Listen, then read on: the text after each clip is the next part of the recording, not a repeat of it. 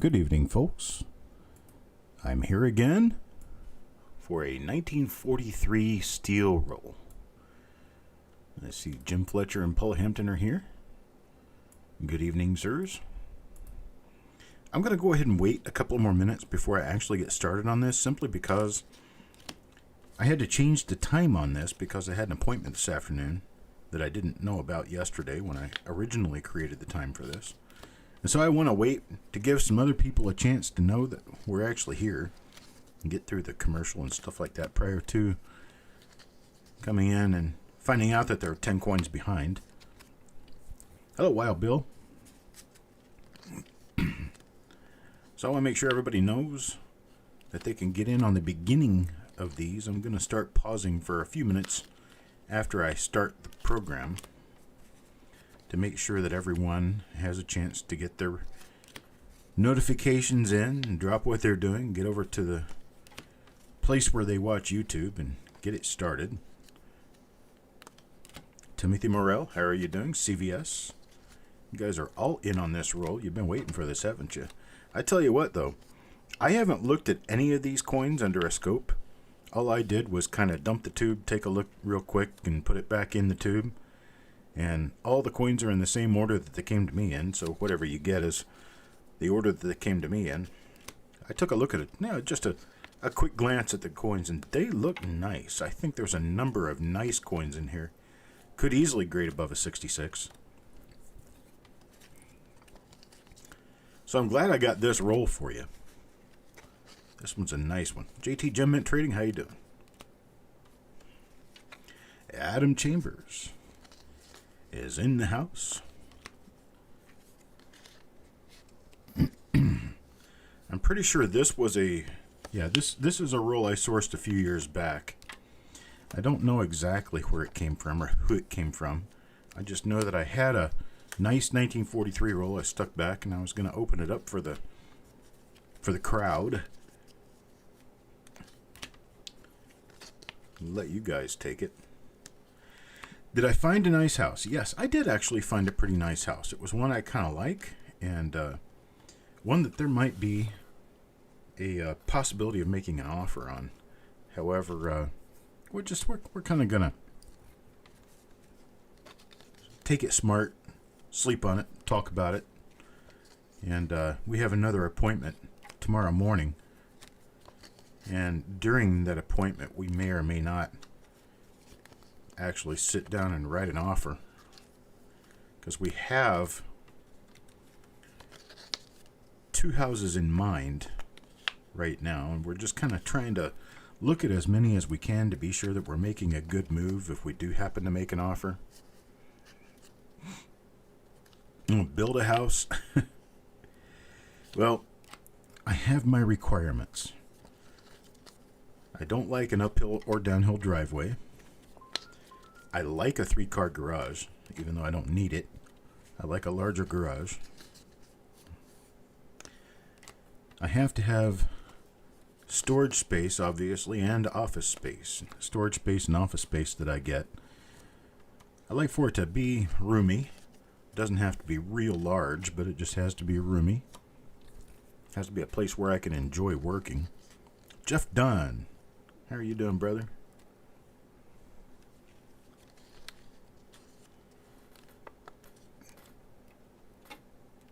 Adam Connor, how are you doing? We got both of our Adam C's in here now.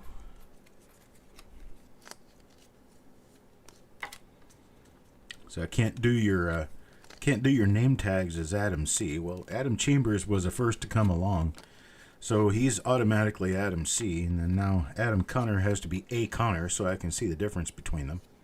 They are both in this roll. They've both shared spots in rolls before. I just want to make sure that we can keep them separated from one another, so that's what I do. I think I'm about ready to get started. What do you think? We got 21 people in here now. If you weren't in here when I got started with this, then you're probably not going to be in here, or I'll just have to get you to catch up later. But I think we got a really good roll coming up here.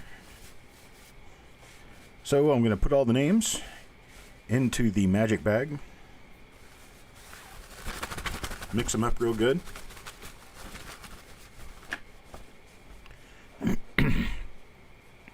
Found a 38D, 1mm2 and DDR3. Very nice. Is it uncirculated? Level's going to take the first coin. I'm going to go ahead and pour the tube out here.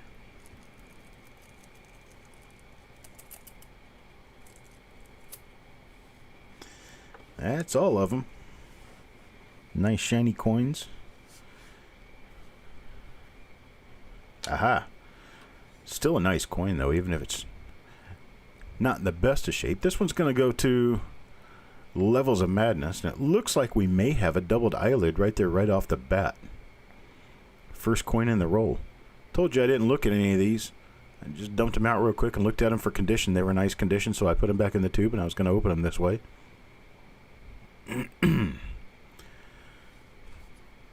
We'll see about the reverse.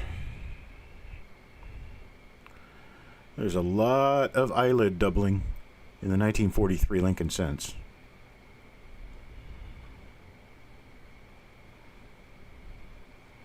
Pretty much PD and S mint. This is a very nice coin. It's a very nice gem coin.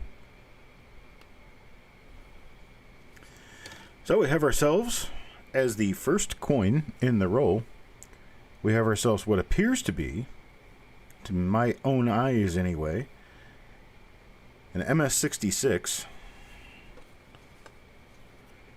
Here, let's look at it this way. Let me bring this up here, and we'll look at it like this, and you guys can make your own judgment as to what you think the grade is. Looks like an MS-66 to me. It's got a couple of little like fingerprint spots over on the left side, and that's about it. No real scrapes, dings, hits, or anything else.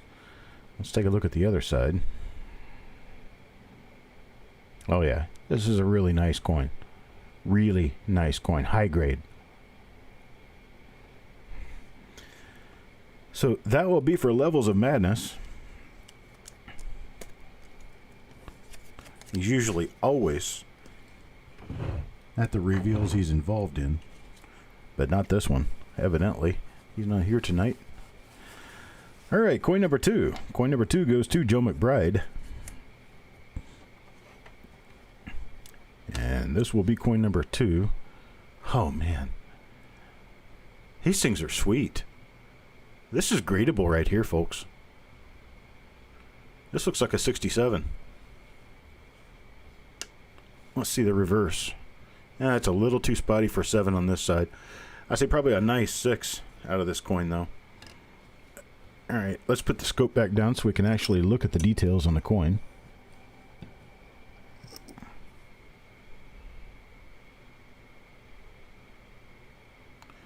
There we go.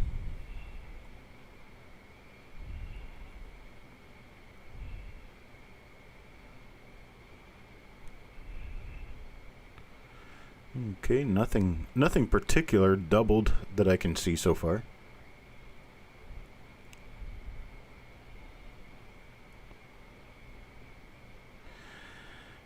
Steve, the way that you can tell that zinc cents have been rezinced is to understand and know what these little guys right here are. These little die flow lines, these little guys right here, do not exist on replated coins. Replated coins will not have all these little tiny lines that capture luster. Now, if the coin is somewhat circulated or slightly circulated, it's easy to tell because the plating starts to wear off. Or if your coin is slightly circulated and very, very shiny, it's also definitely replated. But all these little flow lines, all these little guys right here, do not exist on replated coins. These little die scratches like this right here, or especially like this die scratch right here, you are not going to see on replated coins because those get covered up by the plating. So this one's definitely not replated. There's that little trench that I'm talking. This is the lips and the chin. It's that little trench that I was talking to you about during the 42 roll. These are very common on 1937 through 1943. And so if you've got these little flow lines all over on the coin, you definitely do not have a replated coin. That's the easiest way to tell. The other easiest way to tell is just to look for the luster. If you can see luster on the coin, very high chance that you do not have a replated coin. So if you've got light that moves on the coin like this, you probably do not have a replated coin. This one is definitely original. And quite nice, actually. Hello, Jessica. All right, let's flip it over and take a look at the reverse. See if there's anything on the reverse of this one. There's a few minor little milk spots. Those might even come off. I don't know.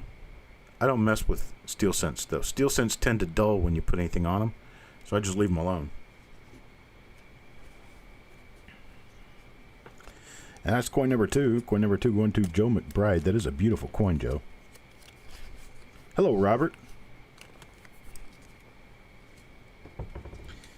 All right, so coin number 2 is going to turn out to be rather normal. Let's take a look at coin number 3 now. Coin number 3 will go to Bulldog. My Marine friend. Now, see these little bubble things? That doesn't mean that your coin's replated. What that means is that the zinc plating did not react properly when it was put on the steel planchet. That's all that means. Now, these were plated after the blinks were cut, so there'll be zinc on the outside edge too. Don't see any doubling on this one yet. Let's flip it over and take a look at the other side. Very nice high luster coin. Very nice. Really nice quality.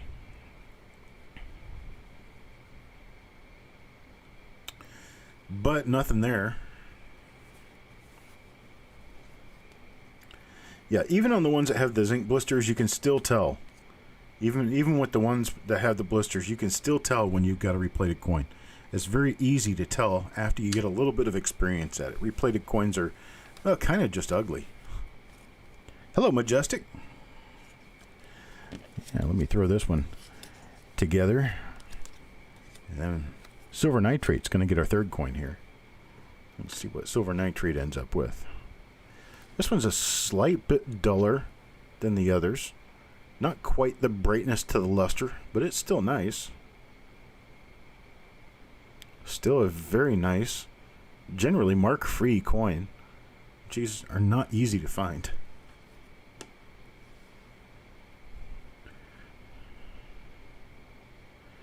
Very nice. Thank you, Steve. That was all Jessica's doing.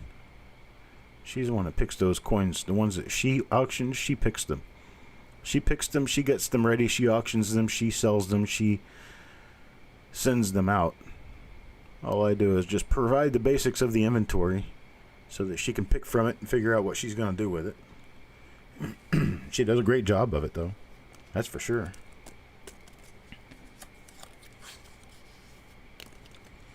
All right, moving on to coin number 5 now. And coin number 5 is going to be for Sissy Atwell. Okay, this coin's still a nice uncirculated coin. Not as nice as a couple of the others. There's a few spots on this one. A little scrape mark on there. No doubling in the eye area.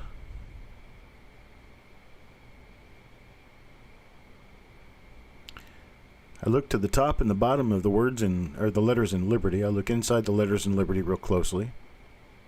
It's got an interesting die gouge below the lapel there. Nice little die crack too. I look on the date really well for Class 6 doubling. I especially look for those doubled eyelids on the 1943s. Doubled eyelid and 1943 seem to be very synonymous terms.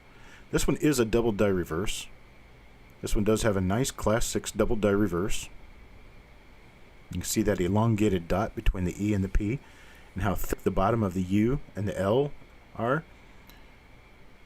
It doesn't have as much of it here on the right side as it does on the left side, but if you look at the wheat on the left side, you can see the doubled lines there. The doubled lines go all the way down the wheat. near to the bottom of the design. You can still see doubling right here on the edge of the wheat. Even through that die crack, you can see the doubling. So very nice Class 6 double die reverse here. And this one's going to go to Sissy Atwell.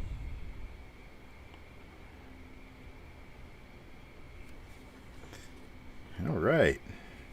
So we've got a nice double die reverse. We've got a little bit of a doubled eyelid so far in this guy. Let's see what else we can come out with. Randy. Randy's next. What does Randy get?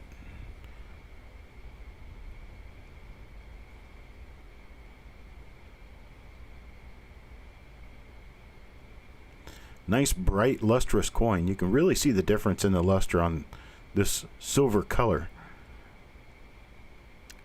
It's even more showing than on the red. Nothing on the obverse here. Let's turn and check out the reverse real quick.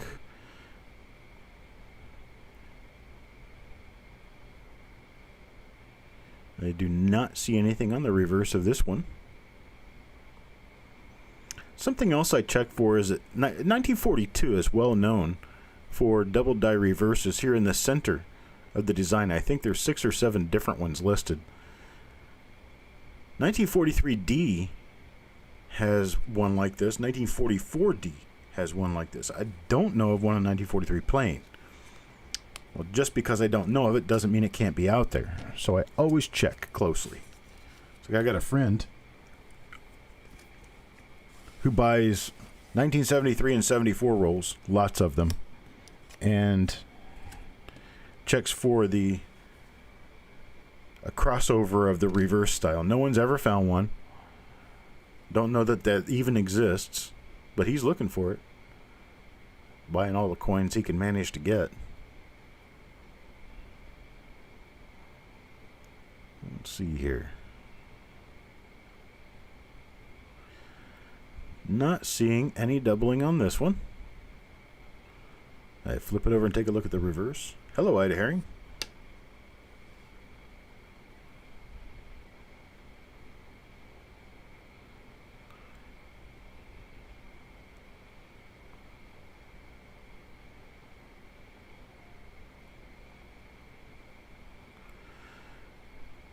No doubled stuffs here.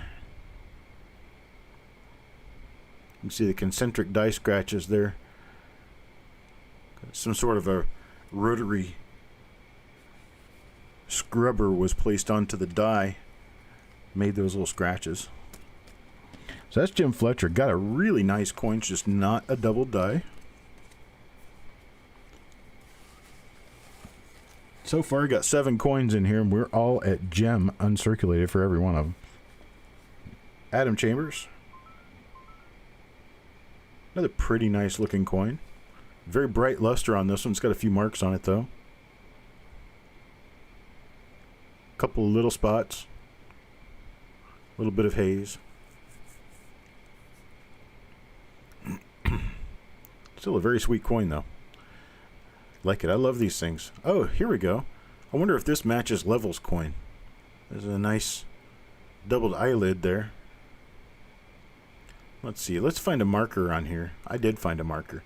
It's a die scratch running right up into the lapel, and it makes an L, upside down L, over the lapel. Now let's pull Level's coin out. See if it has that same thing. This is Levels of Madness's coin. It does. It has that same die scratch on the lapel, right? Die crack on the lapel. And yeah, this is the same thing. So we have 2 examples of this die now. This is die number 1 for the roll, and this one's going to go to Adam Chambers. So nice little doubled eyelid there. You can see it right there, just like that. There are a lot of these in Lincoln Cents, the doubled eyelids. They're always fun to look for. I'm not really sure I'd want to spend a whole lot of money, extra money to get one, but I'd certainly be into buying ones I don't have. So I think they're collectible to the level that they are worth a little bit of a premium.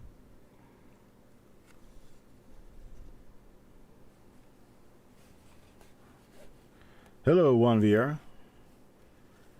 I'm doing great. Not from Florida anymore, but I'm doing great. I lived in Florida for a long time, but I don't live in Florida now. I'm coming to you from the wonderful state of North Carolina.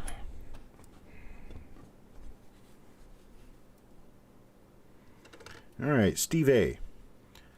I think you only got one in this roll, so this one has to make or break it. It's got some warts. This is almost the same thing as the zinc warts that you see on zinc Lincoln Cents from the 1983, 84, 85 era. Pretty common on those. Well, this is zinc plating steel rather than copper plating zinc. So it's a little bit different, but not a whole lot. Still involves zinc and oxygen, which causes the issue. No double die here. It looks like we have just a little bit of either a struck through or some slight. No, that is a struck through. That's not damage to the rim. That struck through something. We got a little bit of rust on the die right there. That's what that is. That little raised area on the coin was a pit in the die, and the pit came from rust.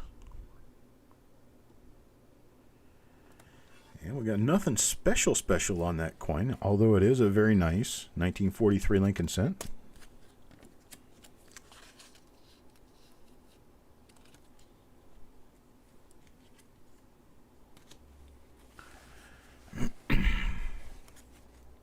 I agree with you there, JT Gem Mint Trading.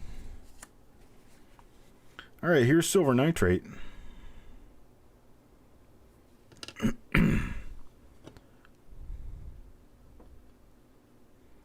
one's got a few spots on it.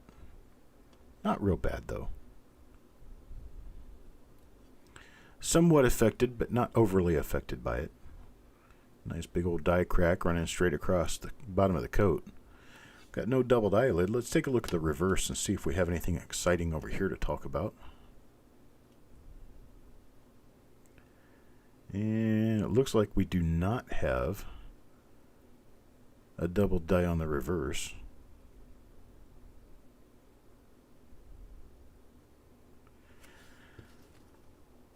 So a nice but normal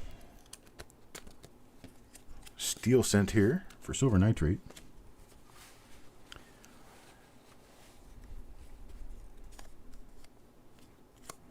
Here's John Brandon Bow. John Brandon Bow. Let's see what we get for John Brandon Bow here. Oh, we got a nice 1943 Lincoln Cent. That's what that is. I see that thing, that horn coming off the edge of the 9 that kind of looks like it could be a double die. See what I'm talking about? Coming off the right side of the 9 pointed toward the 4. That, folks, is parallel pretty much to the die flow lines. The die flow lines that are caused by die wear. Given that it's parallel to that, you've got that whole almost whitish flagged area to the outside edge toward the rim of the letters 1 or the 9 and the 4 and the date. That specifically tells me that you're dealing with die wear there, and there's no further investigation necessary to see if that's a double die. That's just one of those things. A nice die crack on the head. There's just one of those things that you can kind of do when you're trying to figure out what you've got. Nice die crack there too. Man, these dies were just abused.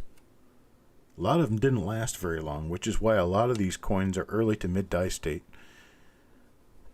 The dies didn't last long. The planchets were very difficult to deal with. The coins didn't last very long in circulation, but at that point they didn't understand that. They didn't know that. They did the best they could with what they had at the time, I suppose. I mean, they tried a number of different things before they finally settled on doing steel with zinc plating. They tried resin, they tried wood, they even tried glass for coins.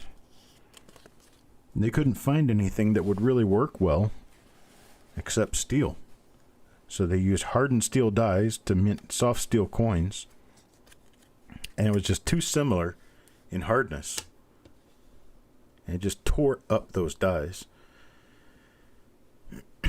Overall, the program was a complete failure, even though they did do a pretty good job of saving some of the copper that they needed for the war effort at the time. By 1944, there was enough copper in the used shell casings that they were bringing back from the naval guns that they didn't really have to continue the whole steel cent process, and they were happy for that because steel cents were not a very good fit. Why they didn't just plate steel in copper, I don't know. I guess they decided not to use copper at all, but that was a bad choice. As we now know, steel cents are generally really ugly unless they're uncirculated. Wow, this one's bright. Get ready to lay it down here. Put your sunglasses on, folks. We got a really bright one coming in.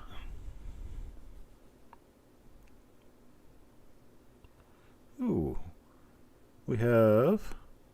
This is a doubled eyelid. Actually, it looks like a tripled eyelid. Got one above and one below.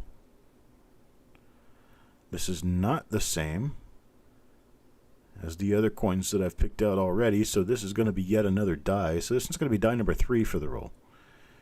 Die number 1 is a doubled eyelid, die number 2 is a double die reverse, and die number 3 is a tripled eyelid. There you go, you can see it right there. You got a little place underneath and a little place up above the eyelid there. Looks like a tripled eyelid to me. Let's flip it over and see if we have hub doubling on the reverse. That'd be nice to have a double die obverse, double die reverse out of this. I'm not sure how many of those exist in 1943, but I'm not aware of any.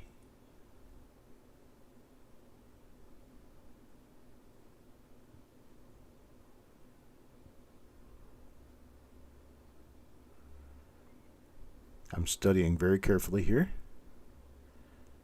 Okay, nothing there. I was looking at the... You can see a little bit of an extra shadow coming off the bottom end of the C toward the right. And then the bottom of the E also has what looks kind of like an extended shadow there. And that is somewhat characteristic of mirroring the appearance of the double dies that come out of this era. The class 4 double dies in the center of the design.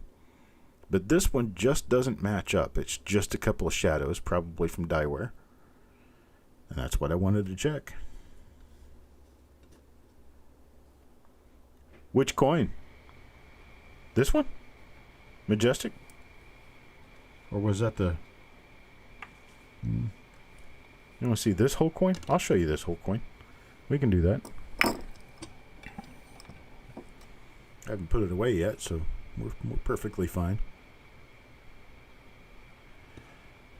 Here we go. I'm going to turn the light down for this one. Kind of knock out a little bit of that extra. That extra something. This is a nice one. I've got, that's my skin tone right there, reflecting back at you. Because my thumb is lit up, holding the little thing I've got this coin sitting on. What I've got this coin sitting on is a 2x2 cut piece of mat board. I've been using this piece of mat board for probably 10 or 12 years now. No, more than that. More like 15 to 20. I agree with you, Stephen. I'm thinking 66. Really nice high-quality coins coming out of this roll. I really like this.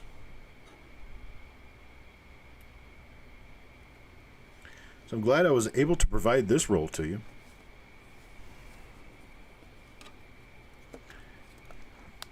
And you got people asking, well, how is it that you can actually do this? Well, I don't know. I probably spent about $75, maybe $100 on this roll. I could probably sell most of these coins for range $10, $15, maybe $20 a piece. But I would rather be able to provide them to you guys so that you guys can have nice coins.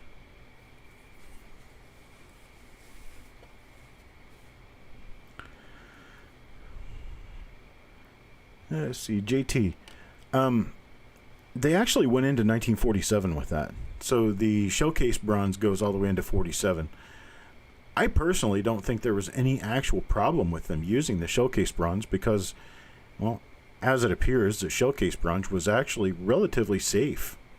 Safe, inert, doesn't have any issues with like chemical reactions or rust or anything else. And we know that it's mostly copper, tin, and zinc, but there's a little bit more zinc in it than there were in previous years. There's also a little bit of sulfur and maybe saltpeter or other things like that mixed in because it was showcase material. It's melted back down. Most of the impurities were blown off of it before it was made into planchets or made into sheets actually to be cut into planchets. This is a minor class 2 double die. Yeah, it is definitely a double die. If you look at the outside, the very, very outside edge of this wheat stalk as it's going toward the rim, okay, you've got field outside of it. If you look at the very outside edge, you've got a hard black outline there. If you look directly inside of that hard black outline, there's a very soft, dark gray outline. That is doubling. That is secondary doubling right there. You have that all the way down to and including all the way down to the stem, but not including the stem. If you look here very carefully, actually, there's no need to look very carefully. I have magnification that'll take care of that.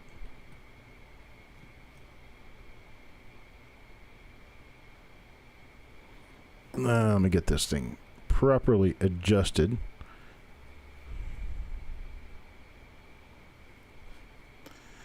And if you look right there, you can see that outside edge, how it's got a secondary line right there. That is hub doubling. So there's a very minor double die going on there. If it's not already listed, I may not be able to get this one listed because it is kind of minor. But if it's already listed, I did notice that the E and the dot and the P, oh yeah, we've got enough thickness there to call this. Yeah, this is a class 6 double die. I don't think it's the same as the other one that I found, but I'm going to have to check to see if the dies are the same or not. The other one did not go over the right edge either, and this one doesn't. So this one's on the left, pretty much only on the left. So it could be the same die. Let's check this die crack right here and see if it's on the other coin. Alright, there's that. Now let's take a look at the other coin real quick. This is the one that went to Sissy. Yeah, see, you don't have the die crack. And the thickness on Pluribus is a little bit more on Sissy's coin. So this is not the same. Definitely not the same die. So this is going to be coin number 14, goes to Jim Fletcher, and it is going to be a different double die reverse. So I'll hold it off to the edge. To the side, not the edge.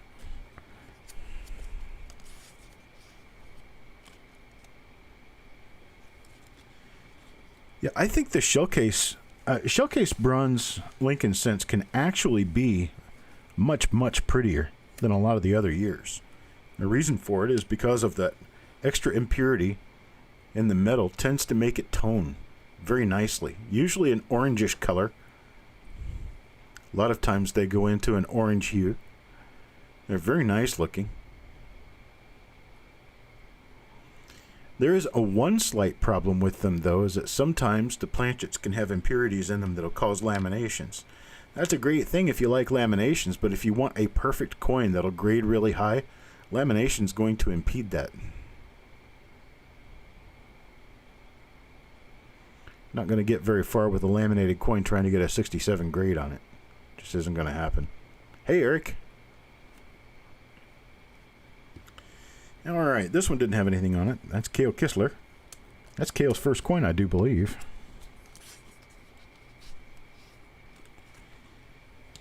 That's coin number 15. Let's see who gets coin number 16. Bulldog. Bulldog get coin number 16. Let's take a look at that. Yeah, folks, this is a pretty top quality roll right here. I really like this roll. I don't remember who I got it from. Don't remember how long ago I got it either. But it is nice. My code on it is marked as part of my inventory, so that means it's been in my inventory for a long time.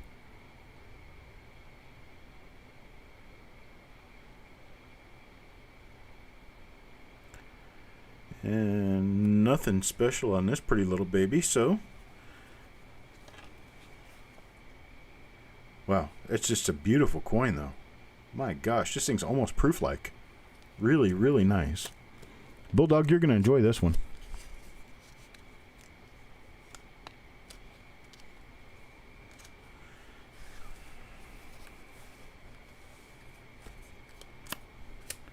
Paul Hampton. You're very welcome, JT Gem Mint Trading. I try to be as accurate as I can be. Not to impress you, but to just give you the right information. I love it when there's somebody around I can ask a question to and they can give me good information. I just like to be that for coins.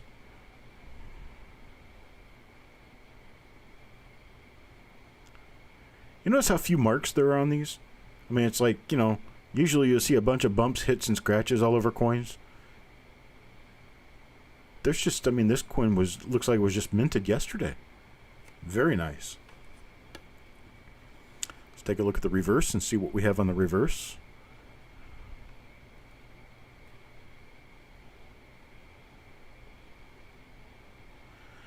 And I spoke about this before, but I'll do it again.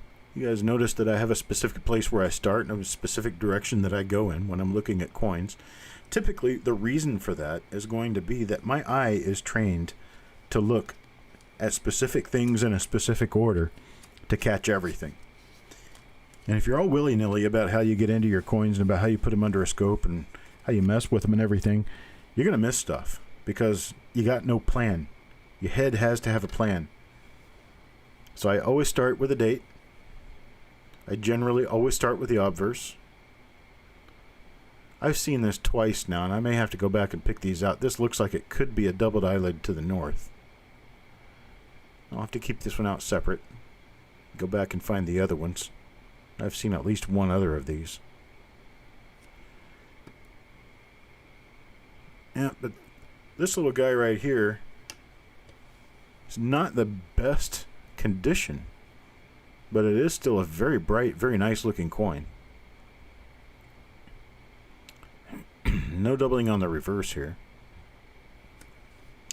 But my method is to start at the date and work my way around the coin counterclockwise back to the date and then go up and down in the middle. And then if you take the same details on the opposite side of the coin, the same directions,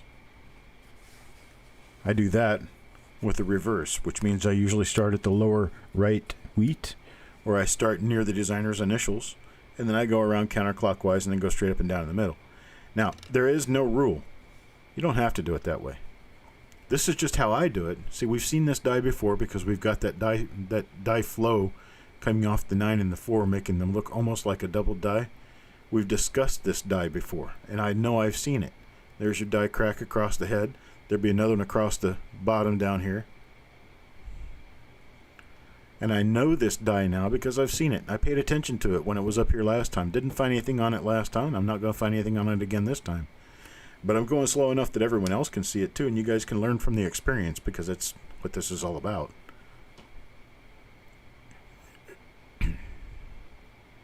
I go all the way around, then I come up the middle. Coming up the middle, I see nothing. So this one goes into a holder. No, not the last one with this particular marking. Was not a DDR. This one's not a DDR. Neither was the last one with this particular marking. If I'm going to lay the coin back down and show you this right here, I remember seeing that on the other coin, and it was nothing just like this one is.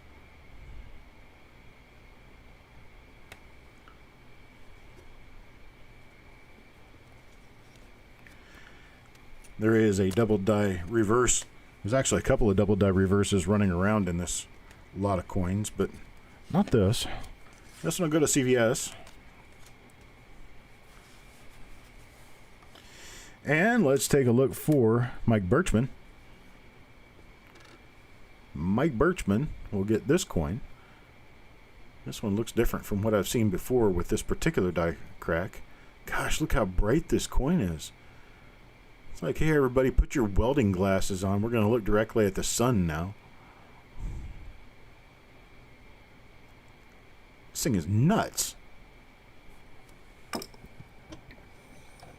I'll show you.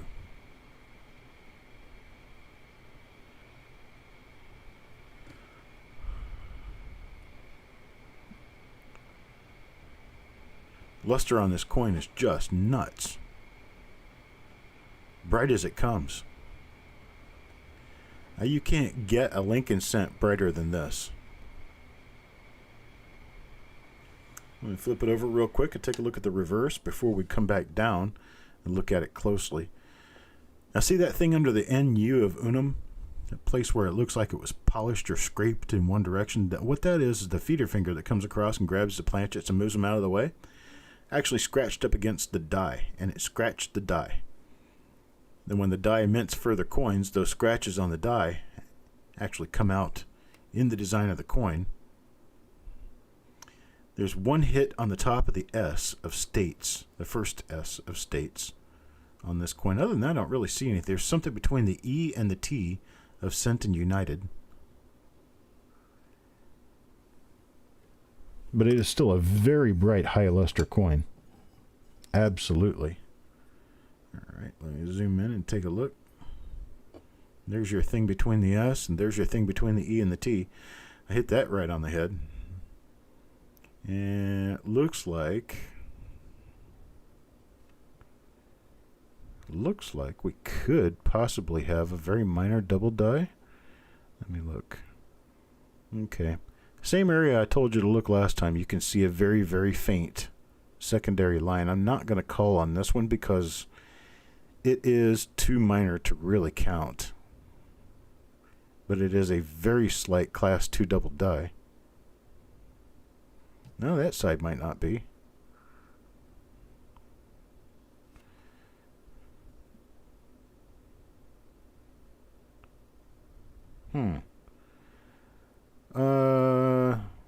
No, this one's... That actually looks like a class 5 double die, which would be rare. Let me get it focused in here. I don't want to make any promises before I can see it real well.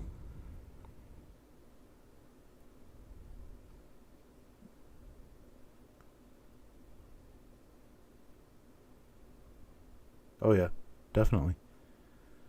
This is a nice class 5 double die. It's a late die state, but it's a nice double die. Somebody just got lucky. Who's that? Mike Birchman. Yeah, this is really, really scarce to have a class 1 or class 5 double die reverse on a 1943 Lincoln cent. Yeah, this is freaking amazing right here.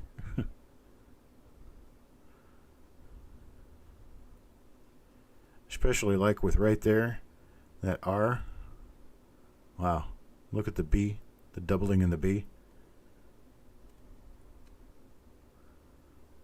This is sweet. Very nice double die right there. Well, at first I was only looking for class 6 because that's what I'm used to looking for. I'm not used to looking for this. I'm going to catch it, but I'm not used to looking for it. And the way I caught it was not actually with the letters in E pluribus unum. It was actually with this right here. That almost looks like machine doubling, but it's not. It just happens to be angled just right to follow the line of the tip of the wheat straight across.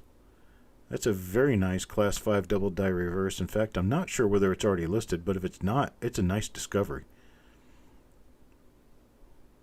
Let's see, there's some notching right there at the bottom of the B. And there should be, yeah, there's a notch right there at the bottom of the R. So there's a notch at the bottom of the S right there as well. And then over here at the N. And then the M doesn't really have it because of the direction of the spread. That's super nice. The value of this coin, I don't know. Let me pull it out and take a look at the actual coin. Well, let's see. This looks like a 66, maybe a 67. I don't know. We're going to go with $100 or so, at least. I get the coin under here so you guys can look at the coin. We haven't seen this coin yet, so we've seen it up close, but we haven't seen it like this. That's probably one of the cleanest looking coins I've ever seen for a 43.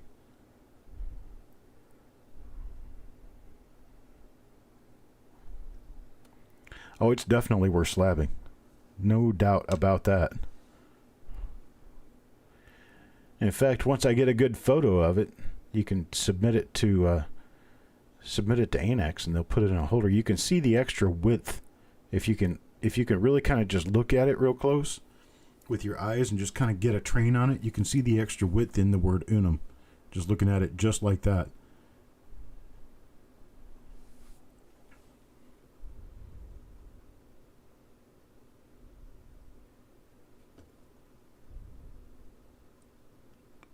Very, very nice coin. Yeah, this one's going to be a highlight of the roll. Let's see if we can find a few more of these. I'd love to find another dozen of these to give away here. Well, give away. Not giving anything away. You guys have already bought these coins. But you know what I'm saying. Really nice double die reverse going on there. And get my scope readjusted. Pull out for coin number 21 and see what happens with coin number 21. Sissy Atwell again. Let's see what Sissy gets. Not quite the shape the last coin was in, but it's still nice.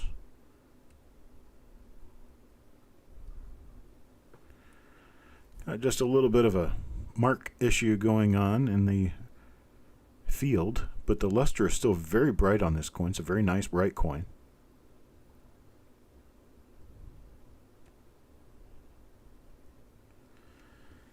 All right, and let's take a look at the other side and see what we get there.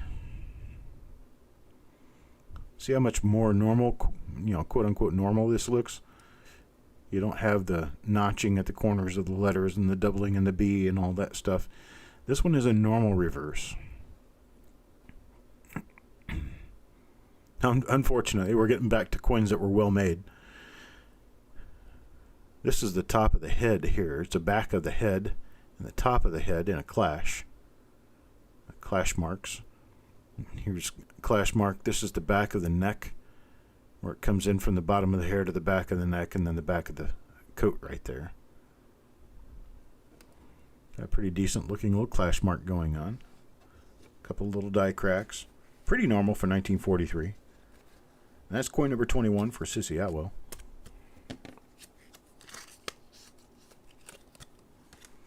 And let's take a look at coin number 22. Coin number 22 is going to go to Farm Dog. Ray, you out there?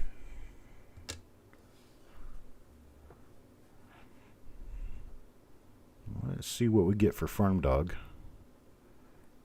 There he is. Nothing so far.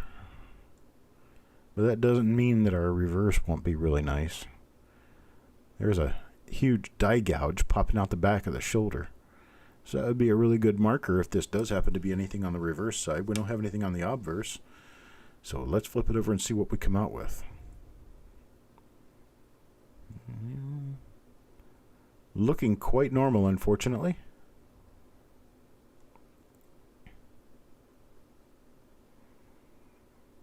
Very nice, but very normal coin. Like it.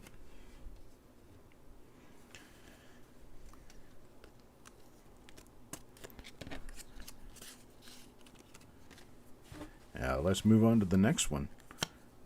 Adam Connor, coin number 23. Seen this die before. If I am correct, this is going to be the one that has that big mark on the lower reverse.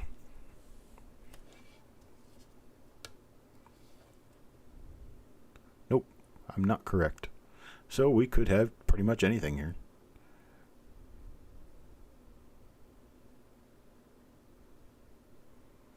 It's not another class 5 double die reverse. It's not a class 6 double die reverse. We actually have just a normal reverse. So we can applaud the mint for doing their job properly here. Minting a coin that came out with a rather perfect looking design on it.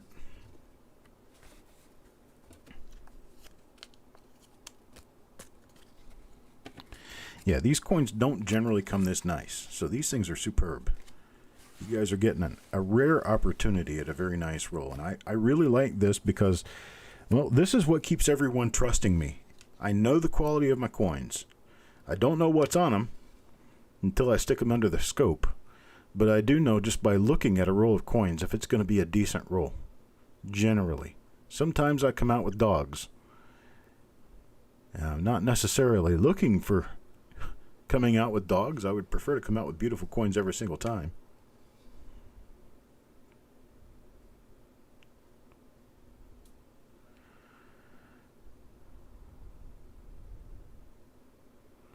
This is another one of those. It could be a very, very minor Class 6 double die reverse. Just on the left side, could be. But I'm not really seeing anything to give me a lot of evidence on that. So we're just going to call this one normal. A nice coin.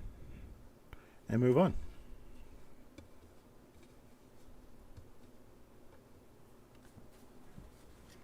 I'm going to keep trying to source rolls like this.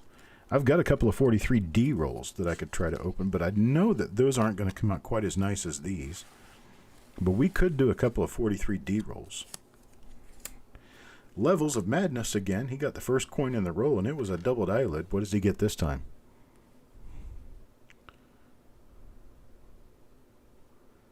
What I want to find is FS 101. Really, really, really strong Class 6 double die obverse.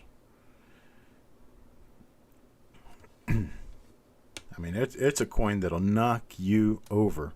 If you're not waiting for it to happen, it's going to take you by surprise. You're going to fall out of your chair. I'll check this one here real quick and see if it's got that doubling on the outside edge. I think it does. It does, but it's really minor. Really, really fine, very difficult to see. So at this magnification, if it's difficult to see, well, I just kind of call it normal.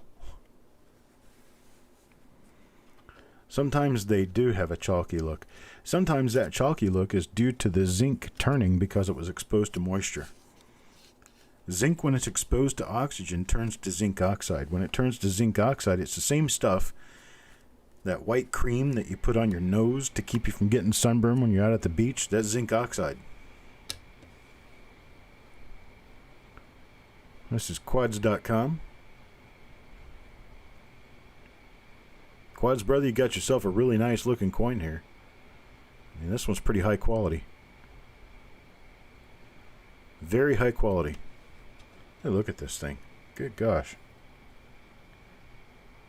That's easily a 67. Let's see what the reverse... Yep, reverse matches. You got yourself a gradable coin here.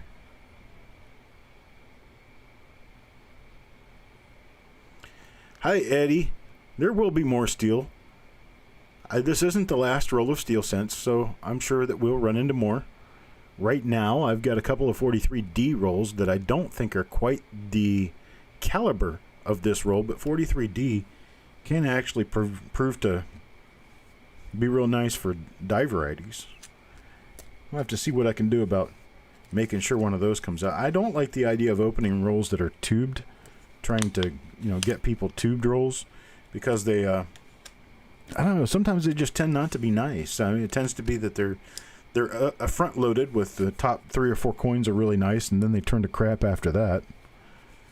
I just like original rolls, like dealing with original rolls. Man, this one's bright. Marshall, you got yourself a nice coin here. Bill, I don't think so. I don't think I've been to your name yet. If anyone else remembers if we've done Bill Betts, let me know. I don't remember. But I don't think so. For some reason, your name doesn't seem familiar in this roll yet. Let's see. What do we got here? This is a double die. It is not the class 5. This is a class 6. This one looks like it's going to match the first coin that we found a double die reverse on. If you look here, you can see the class 6 doubling that I'm talking about rather clearly. You have secondary ends to the wheat lines, and then this outer wheat line has extra thickness on the outside of it. This is the same die. This is the same die as the one that we've pulled, because I remember that die crack right through the middle of the left wheat right there. Okay, so it runs straight over to the Sea of Scent. So we can check it.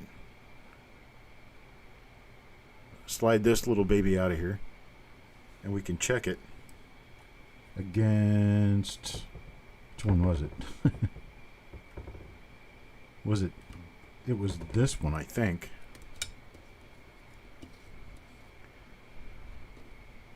Yep, there it is. Same die scratch, same die crack. So we have another Class 6 double die reverse. Pretty nice looking Class 6 double die reverse from Marshall.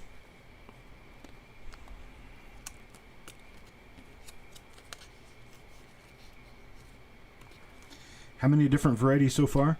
1, 2, 3, 4, 5. 5 different varieties so far. One of them a very nice Class 5 double die reverse. And Chuck Patillo comes out with coin number 28. Got a couple of different double eyelids. We have...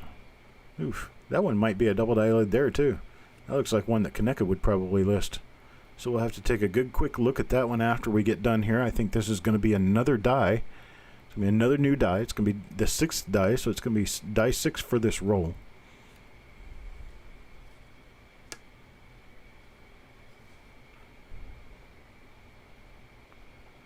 Let's see. Looking carefully to see what we've got going on here, if anything. I do not see anything on this particular coin. No additional doubling do I see. So we have this doubled eyelid. This is coin number 28 for Chuck Patillo. It's going to be coin with a doubled eyelid, which is going to go as die number 6 for the roll. This one's going to cause me a lot of time to get this roll done and out. Marshall, here we go again. Let's see. No doubled eyelid. We had the die crack running through the hair. Probably one, yep, here all the way across the bottom. So we've seen this die before. I'm not sure what this was paired with, so we'll have to take a look at the reverse and see what it was paired with. Oh, it's that one. This is a nothing coin. Although it is a nice coin, it doesn't have any doubling on it. And there we go. There we have it. Yeah, when you guys can get in on some of these nice earlier rolls that I've been getting, it's time to buy. Because I'm telling you, if this weren't what I do, I would be doing something different with these. And it would be adding to my inventory quite nicely. Because there's some nice coins here. There's Levels of Madness. We've seen this die before, but I don't really remember what the... Okay, this one is the same as the previous die with the doubled eyelid. This is a nice doubled eyelid, very low doubled eyelid.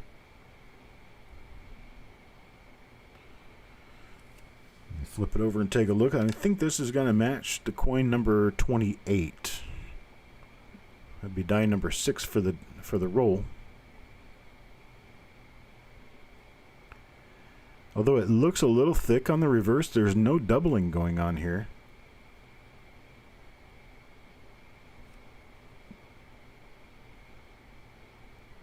Yep, nothing of any consequence as far as doubling is concerned on the reverse. You're very welcome, Steve. Hello, Ken Yeager.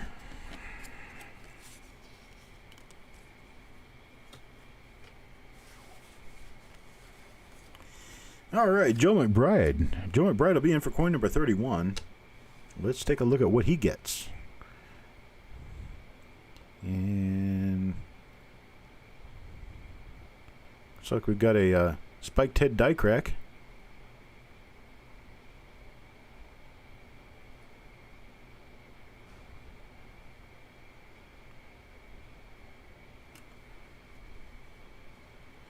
Phoenix, Arizona. We have a few people from Arizona who come by.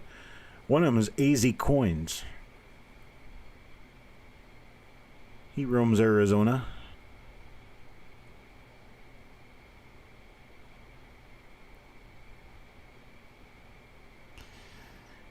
Okay, we got us nothing here. No die variety here, so Joe McBride's going to get another nice but normal 1943 Lincoln Cent.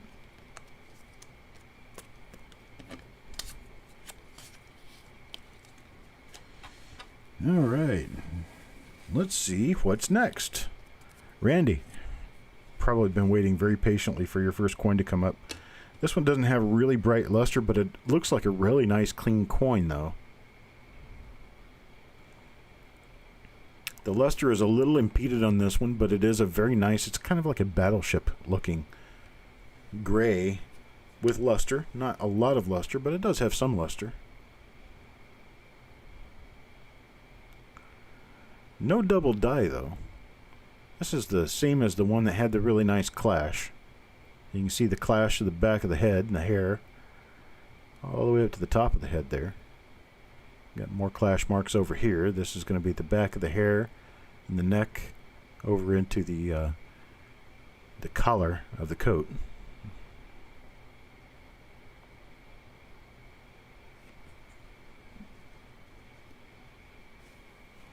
You were born and raised in Phoenix, Bulldog?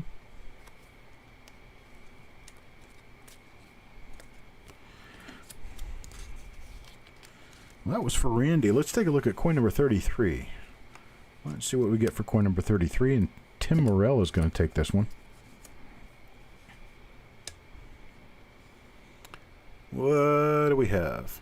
Okay, that's going to be the one that's going to have the later die state with the little trails coming off the edge of the 9 and the 4. We've seen this die before. There's the die crack across the head that belongs to it. We know this is an original roll. We continue to run through the same dies over and over again, even though our die varieties tend to be uno y solo. One per, pretty much. This one's got a little bit of cloudiness on the reverse.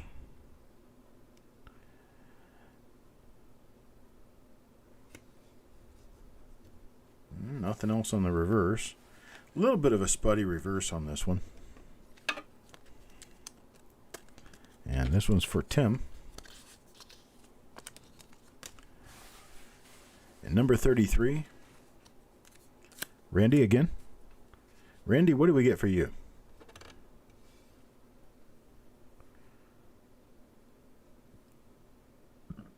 This is one of those ones that has what looks like could be a double die lid to the north.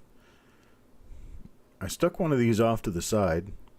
I'm going to stick this one off to the side too, but I'm not going to pair it up with any particular die because I don't remember which one it went to. And we're up to an hour on this show already. We kind of need to wrap things up a little bit.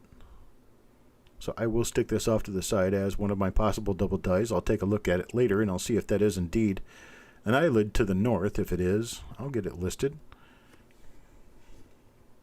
And that's for Randy. Coin number 34 there. Die cracks don't really have any premium. Generally, die cracks are accepted issues that happen on the dies that transfer over to the coins. A die crack is not really anything that's going to raise any eyebrows. If you get a large network, see there's another one of them right there.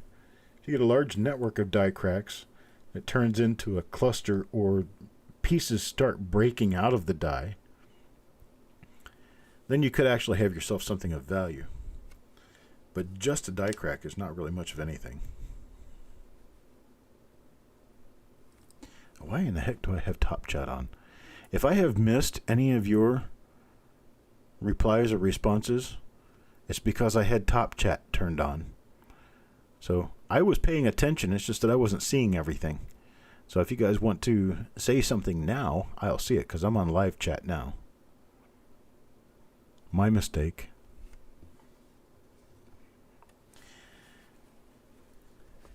I like retained cuds. I think retained cuds are kind of nice because the die is already broken apart. It's just being held into place. Continues to mint coins. Could be quite scarce.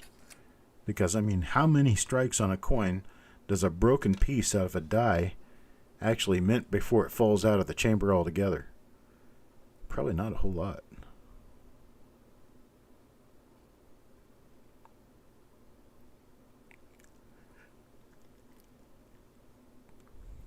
Nothing on that coin on the obverse.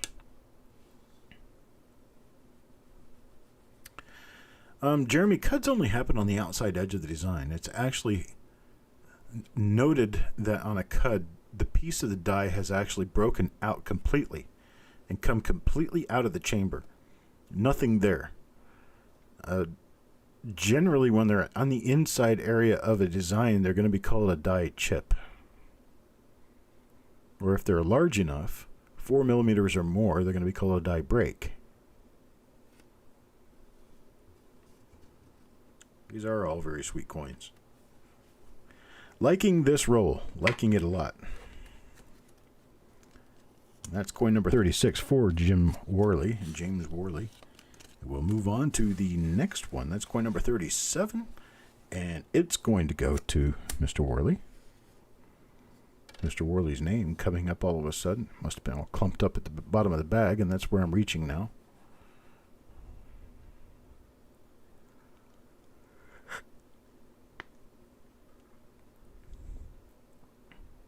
And not the most gorgeous coin I've seen in the roll, but it's not a bad one either. Ooh. That already tells me I might be looking at a double die reverse here. Am I?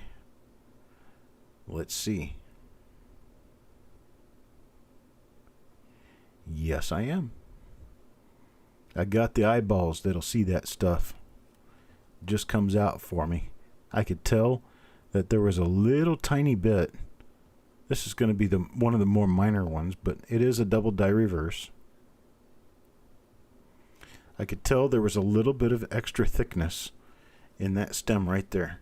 Just a little tiny bit of extra thickness, and I could tell it was going to be a double die by the time I got up over here. You can see the fat egg shape on the dot, thickness on the E, P, L, U, R. Not so much on the ibis. It's definitely on the plur.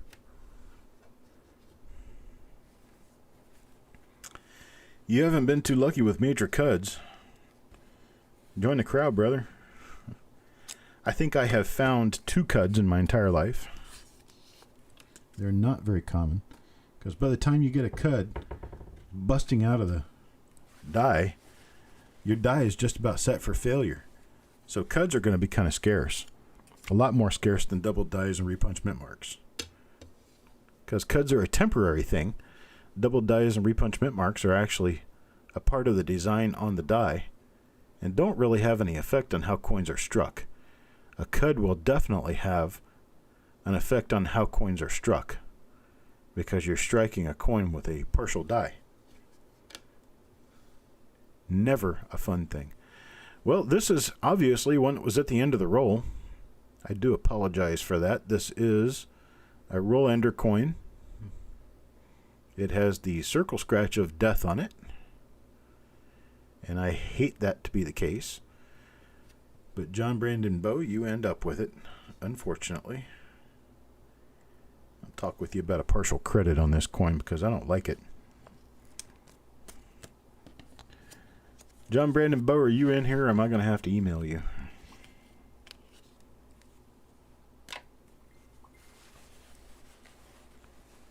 I don't see him. I was here, Deanne, coin number 39.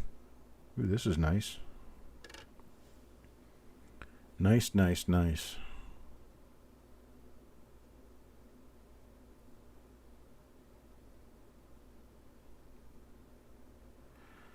Your wife found a cud in a parking lot. I can't even fathom how scarce that is. That you find something like that, of that kind of scarcity and that kind of value sitting in a parking lot. Of course, most people, they just throw pennies around. They don't care. Pennies are just junk to most people. I have a class 6 double die here? I think we do. Let me pop around here. Yes, we do, definitely. This is our die again that has a little V-shaped die crack that goes into the sea of scent. Nice little class 6 double die reverse. This is going to be die number 2 for the day. It's going to be a die number 2. I'd like to see that pick, Bulldog. That'd be cool. By the way, how's the wife doing? I haven't seen her around in a long time.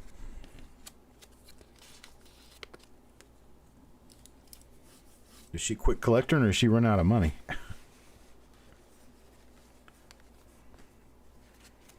Let's see. Chuck Patillo here. Chuck Patillo, take coin number 40. And coin number 40 is normal on the obverse. So I got good feelings for this one, though. We may have something here. Let's see.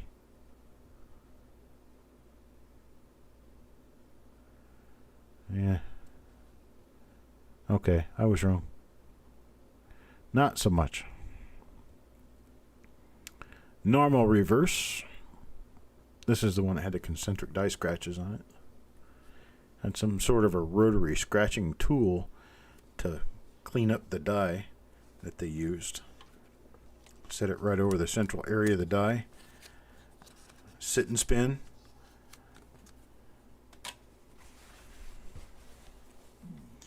Let's see. Paul Hampton. Oh, wait. I forgot to put Chuck's name in there. No, I did get. Okay. That's what I did. And then Paul Hampton comes next. Coin number 41. Very, very bright coin. Very nicely and well preserved looking coin here. Yeah, definitely. Oh, let's see. What do we have? Little scuff mark right up here on the top. But it is a nice Class 6 double die. This is going to be that same one, die number 2. Die number 2 for the roll, and this is a high-grade coin. Really nice looking coin. Well, Paul, you got yourself a pretty one. That's for darn sure. Let me take a look at the coin. Oh my gosh. Oh my. This thing's pretty. Wow, pretty.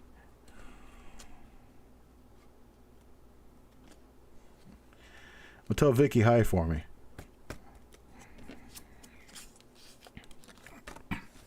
Wow, Paul. You got yourself a seriously sweet, nice coin right there.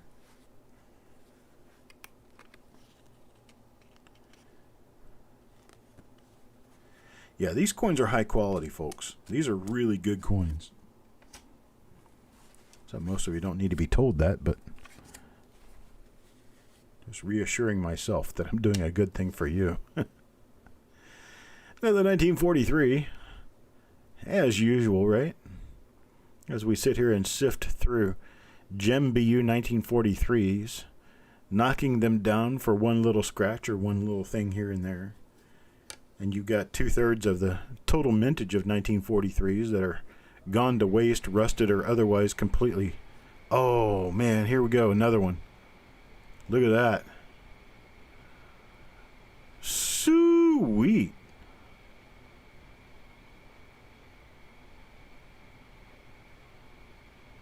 Oh, wow.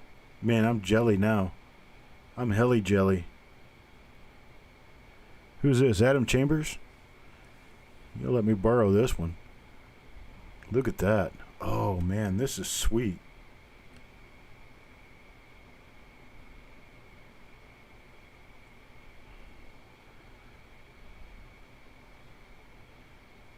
I knew that last coin was a really nice double die, but this one really shows it well.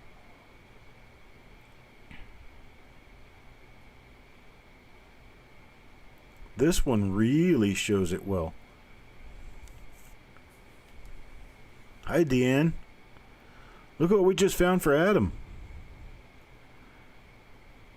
Really, really nice 1943 double die reverse. That's right, you gotta let me borrow this coin. I seen it first.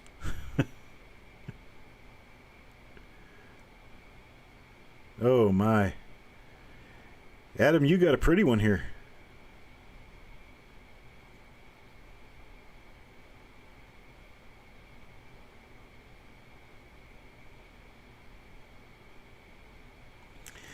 Yeah, Deanne, we're finding some good stuff.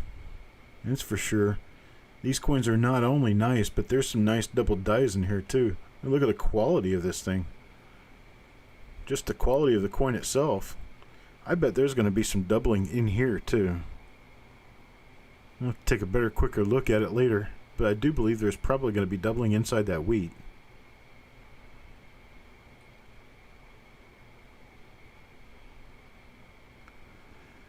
Yeah, this is one of those stupid nice coins.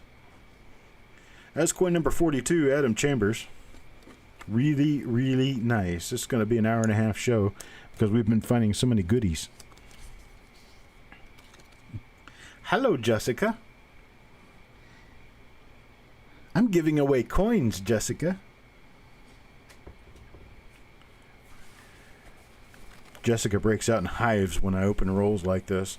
You don't even know what's in there before you open it. Well, yeah, that's the point. But what if you get really, really nice coins? And so I do. Somebody's going to get them. Somebody's going to appreciate them. They're going to take care of them. They're going to collect them.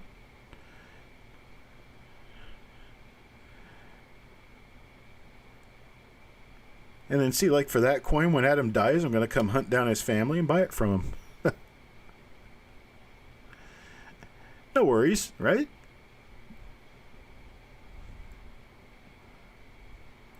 Oh, this is one of the normal ones. We've got that thing on the bottom of the reverse again. This little die crack there. So Jim Fletcher gets a nice but normal Lincoln cent here. I mean, you guys should be able to see what I'm seeing. Just looking at the luster on the coins. Here, let's do it this way. I gotta show this to you. I really do. I just gotta do this. Let me see if I can get this to work. I got my phone out now. I'm going to take a quick video.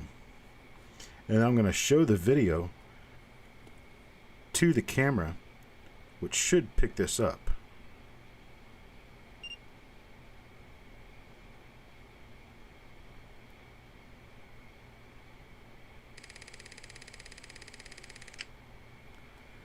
No, that's not how I wanted to do that. Here we go. Let's do it this way.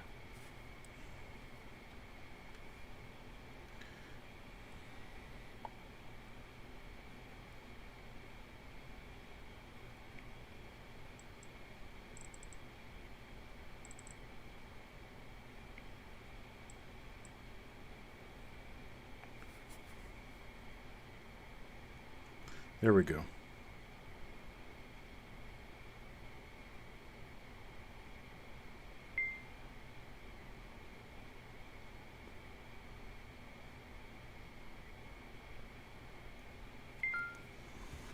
Let me try this. I'm working on something here, folks.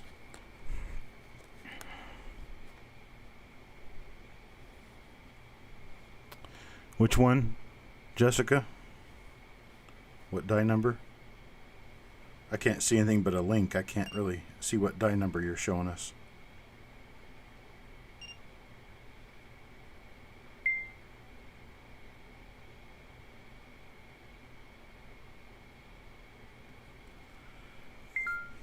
Okay, so here's what I'm going to do. I'm going to go over here and see if I can find that little video that I just shot. This is one of them. There we go. And now I'm going to go to this collection. Scenes right here. And I'm going to go to that. Hello. And I'm going to show you this little video right here.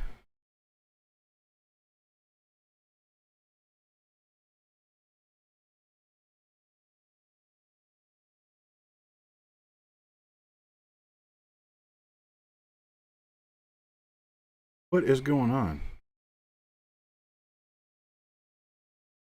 There you go.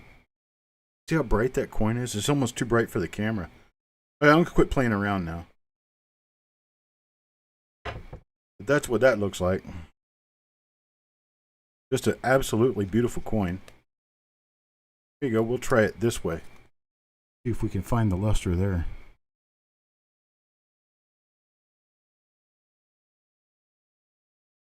Mm. This camera does not focus well on the fly. It keeps wanting to focus on my face instead of where I want it to focus.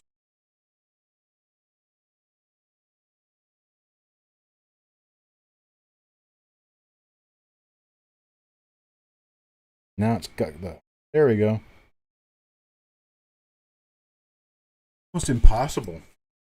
Almost impossible to do with the setup I have to really show you good luster.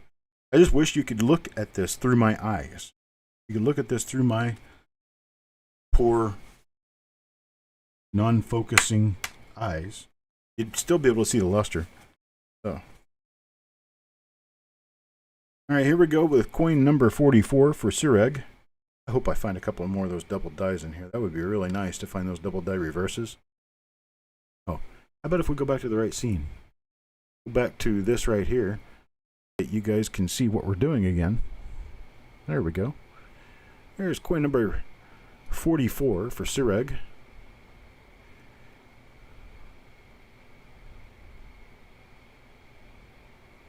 Got no doubling on the obverse.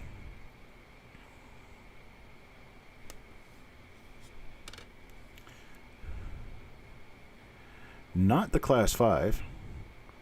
Not a class 6 either. So we don't have any doubling on the reverse.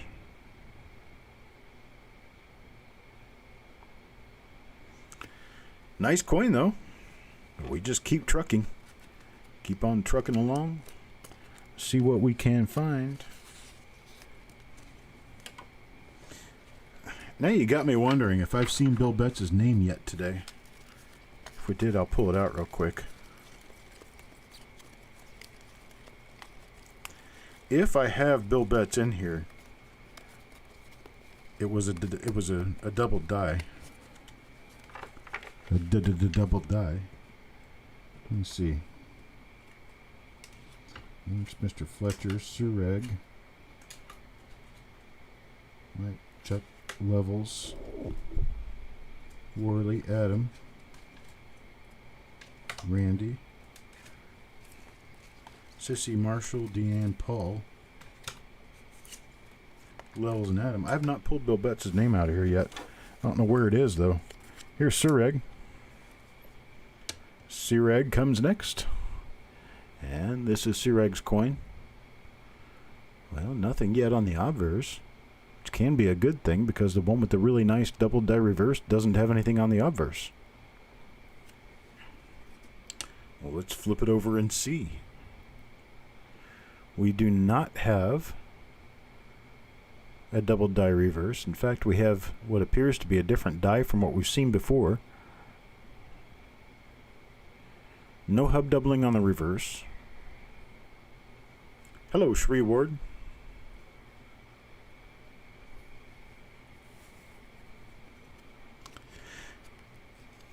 Yeah, I'll talk to you guys very briefly about the Scent Project. The Scent Project is something that I've got going now. Tried it back in 2007 without success. We're actually trying to go through and sort 1/100th of the entire population of Lincoln scents in circulation presently, and count them by date and mint mark. This is die number 1 for the day here. This nice little doubled eyelid. We got another one of those. So what we're trying to do is we're trying to sort by, I just call it by $25 bank boxes because that's the way most people get their coins. You can get them any way you want to get them. It doesn't make any difference to me. $25 worth of pennies. You sort them by date and mint mark. And if you find anything special, we'd like to know about it. But what we're looking for is just the count of all the different dates and mint marks. And we are working on trying to get 88,000 boxes sorted and counted by the end of September. That will give us a 1/100th sampling of all of the scents in circulation. I do have a problem. I'm 2 coins short on this roll. I did not realize that. I am 2 coins short on this roll. And I don't have anything to replace them with. So whatever I come out with as far as this is concerned, I'm going to have to just refund you. Because I've only got 48 coins in this roll. I don't like that idea. There's another one of the doubled eyelids. This is the farther spread doubled eyelid. Hello, Starbuck. And so that's all we're asking people to do is go get a bank box or 2 or 5 or 10 or 20, however many you think you can do between now and the end of September. Sort them by date and mint mark. Count up every date, every mint mark. Tally them out on a sheet. And we will have a place where you can enter them into a database. That database will eventually be the nationwide cent population database that we will use to derive all sorts of information for the better of the collecting public and for the voting public, for when they find out how much money we're spending to make coins and how long they stay in circulation. Perhaps we get our money's worth out of them, perhaps we don't. You'll have to register with me by sending the county you live in, your name. Oh, there's Bill Betts. Unfortunately, folks, this is the last coin in the roll. So the last 2 remaining coins, or last 2 remaining names in the bag, I'm going to have to just send you a refund. I apologize for that, but that is how it's going to have to work out because I did not know there were only 48 coins in this tube. Let's see what we have on the reverse on this one.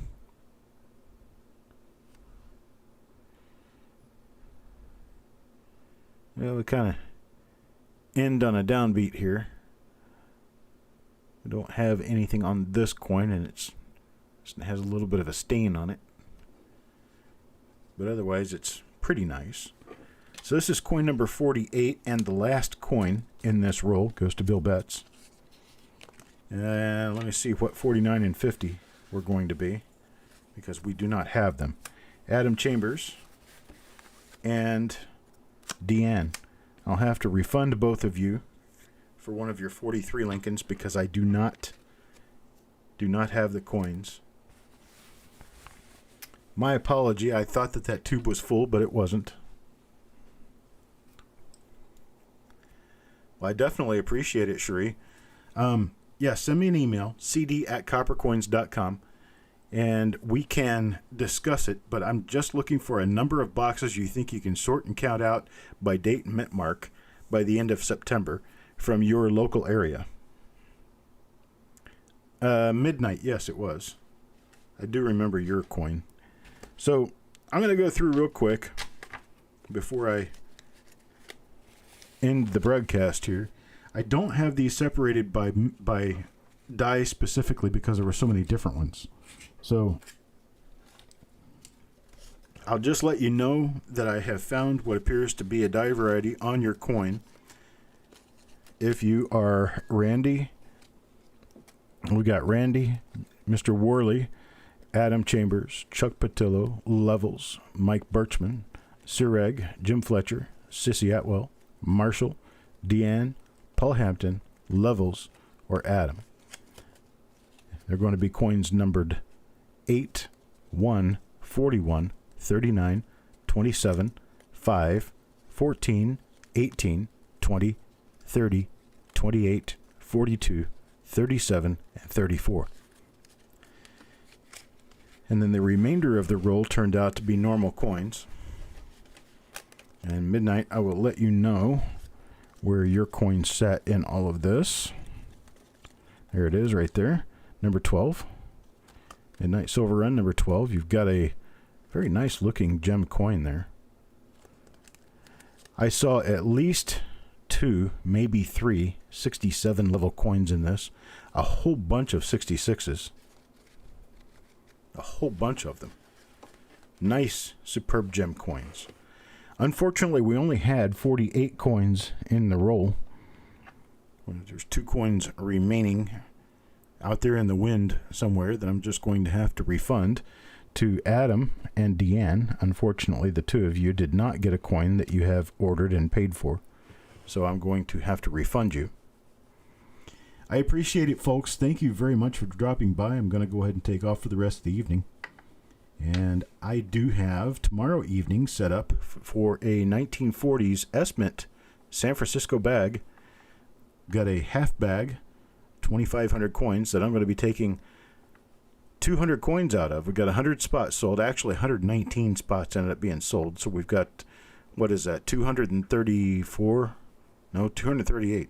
238 coins that I'll be pulling out tomorrow. We'll be looking at them under the scope to determine whether or not they're double dies or repunch mint marks. Then we will put them 2 to a flip, and you guys will have them to have and hold forever. I appreciate it, folks. You guys have a great night, and I will talk to you later.